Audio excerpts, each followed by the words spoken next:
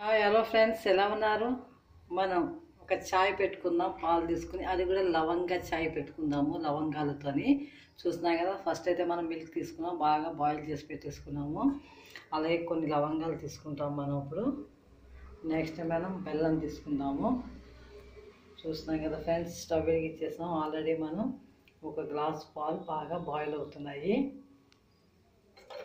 కొంచెం అలాగే చాయ్ పత్తి కూడా పక్కకు పెట్టుకున్నాం మనం.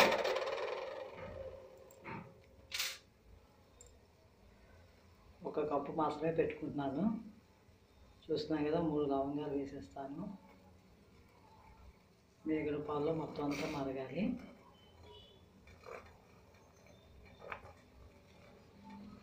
టూ 3-4 మినిట్స్ మరగనిద్దామండి.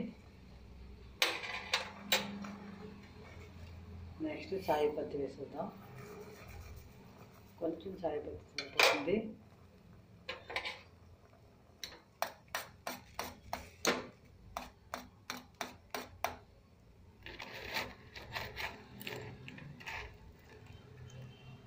నెక్స్ట్ బెల్లం వేసేద్దాం. ఒక 5 మినిట్స్ మరగనిద్దాం మనం. అప్పుడు మనకి లవంగా చాయ్ రెడీ అయిపోతుంది. చాలా బాగుంటుంది చలిగా ఉన్నప్పుడు. చక్కగా మనకి అంతా బాయిల్ అయిపోయింది. జస్ట్ కొంచెం బాయిల్ అయితే సరిపోతుంది. మిల్క్గా ఉంటే టేస్టీగా ఉంటుంది. మనం అప్పుడు దీన్ని మనం ఫిల్టర్ చేసేద్దాం.